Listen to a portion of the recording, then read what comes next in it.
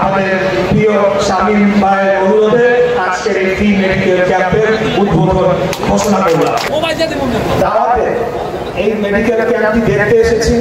আমি শুনেছি উনি অনেকগুলো মেডিকেল ক্যাম্প বিভিন্ন ইউনিয়নে বিভিন্ন উপজেলায় তিনি করেছেন, খুব সফলভাবে সেগুলো সম্পন্ন করেছেন, সুশৃঙ্খলভাবে করে চলেছেন।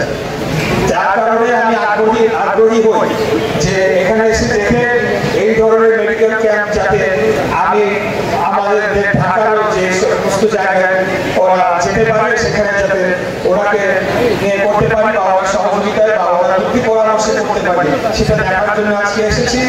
এই চাঁদপুর জেলায় এই আজকে আমার জীবনের প্রথমবার আমি আসলাম এবং এই প্রোগ্রামে আমাকে প্রধান অতিথি করে নিয়ে এসে আপনারা আমাকে যে সম্মানিত করেছেন যেভাবে, সেটার জন্য আমি আজীবন আপনাদের কাছে অবশ্যই কৃতজ্ঞ থাকবো। আমি এমন কেউ না যে এরকম একটি প্রোগ্রামে প্রধান অতিথি হওয়ার যোগ্যতা রয়েছে আমি মনে করি না। তারপরে আপনারা আমাকে সেই সম্মানটি দেখিয়েছেন, সেটার জন্য আবারও চাঁদপুর জেলা বিএনপি এবং মহকুমা উপজেলা বিএনপি এবং অঙ্গ সংগঠন সবাইকে ধন্যবাদ এবং আন্তরিকভাবে কৃতজ্ঞতা প্রকাশ করছি। আমি একটু আগে আমাদের মুক্তিযুদ্ধের ইতিহাস নিয়ে বলেছেন, আমি সেই বিষয়ে আর বলবো না, কিন্তু খালি এটাই বলবো মুক্তিযুদ্ধের যে ইতিহাস তিনি বলেছেন সেটাই হলো আসল ইতিহাস। এই 17 বছর ধরে আওয়ামী লীগ নামের যে ফ্যাসিস্ট শক্তি যে ভুয়া মিথ্যা ইতিহাস আমাদেরকে প্রচার করেছে সেটা ছিল মিথ্যা ইতিহাস।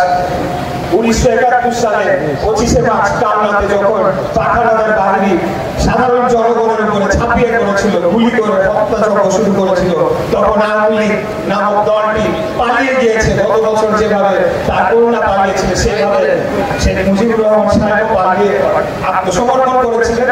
আমি কটূক্তি করতে চাই না।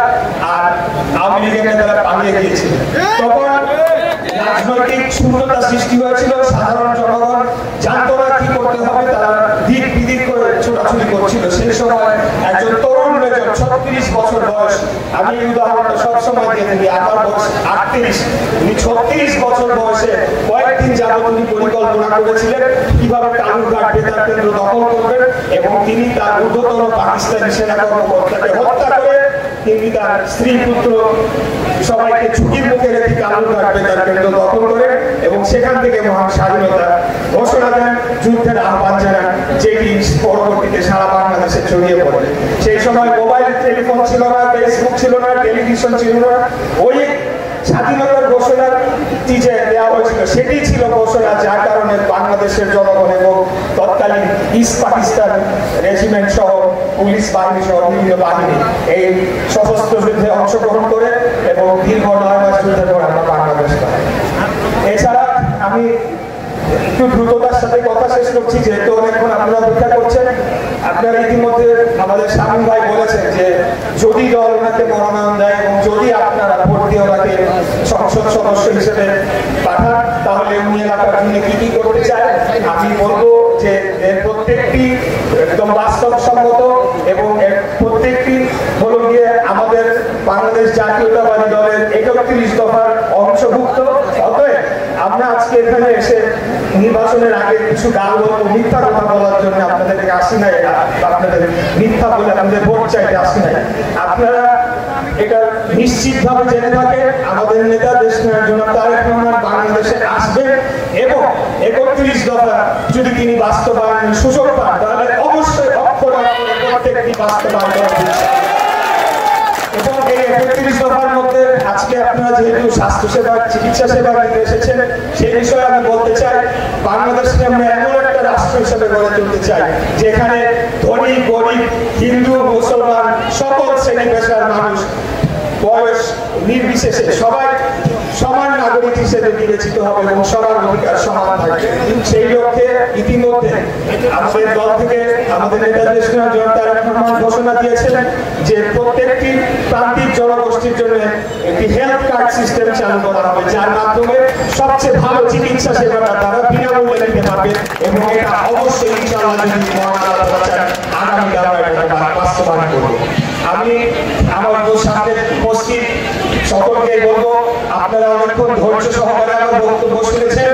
আমি আর বক্তব্য দিতে চাই না, কারণ আমার মনে হয় সম্পূর্ণ বক্তব্য ইতিমধ্যে এই মঞ্চ থেকে বিভিন্ন আমাদের রাজনৈতিক নেতৃবৃন্দ দিয়েছে। আমি শেষ যে কথাটি আপনাদেরকে বলবো যে অবশ্যই অতীতে বাংলাদেশ জাতীয়তাবাদী দল বিএনপি ক্ষমতায় ছিল এবং আমরা কেউই ফেরেশতা নই। যে কোনো একটি দল রাষ্ট্র ক্ষমতায় থাকলে ভুল ভ্রান্তি হওয়াটাই স্বাভাবিক, কিন্তু বিগত 17 বছর ধরে আওয়ামী লীগ যেভাবে মিথ্যা প্রচারণা করেছে এবং আমাদের নেতার বিরুদ্ধেও নানা ধরনের মিথ্যা অভিযোগ এনেছে তার একটা প্রমাণিত করতে পারে না। কিন্তু আপনারা দেখেন এই আওয়ামী লীগ গত 17 বছরে বাংলাদেশের অর্থনীতি থেকে 30 লক্ষ কোটি টাকা পাচার করে দিয়েছে। একজন ভূমিমন্ত্রী ছিল আপনাদের এখানকার কাছাকাছি চট্টগ্রামের সাইফুজ্জামান চৌধুরী জানেন, তার নামে 800 বাড়ি পাওয়া গিয়েছে। ইউরোপ থেকে শুরু করে মধ্যপ্রাচ্য থেকে শুরু করে কম্বোডিয়া পর্যন্ত একজন ব্যক্তির 800 বাড়ি কিসের জন্য প্রয়োজন সেটা আমরা বুঝে থাকতো। বাংলাদেশে এই ধরনের ফ্রি মেডিকেল ক্যাম্প আমাদের করতে হতো না। আমরা এমন বাংলাদেশ করতে চাই যেখানে রাজনীতিবিদরা এসে ফ্রি মেডিকেল ক্যাম্প করতে হবে তাদেরকে, সেই বাংলাদেশ আমরা চাই না। স্বাস্থ্য সেবা পাওয়া একটা মৌলিক অধিকার, আমরা সেই বিষয়টি নিশ্চিত করব। যার স্বাস্থ্য সেবা প্রয়োজন তাকে দিতে বাধ্য থাকবে, সেই বাংলাদেশ করতে চাই। আর বক্তব্য দীর্ঘায়িত না করে সকলকে বলবো ষড়যন্ত্র হচ্ছে, সকল ষড়যন্ত্রকে উপেক্ষা করে বাংলাদেশের জনগণের ইচ্ছা অনুযায়ী একটা নির্বাচন অনুষ্ঠিত হবে এবং জনগণ সরাসরি ভোট দিয়ে নির্বাচিত করে তাদের জনপ্রতিনিধিকে রাষ্ট্র ক্ষমতায় পাঠাবে। এটি না হওয়া পর্যন্ত আমরা আমাদের আন্দোলন জনগণের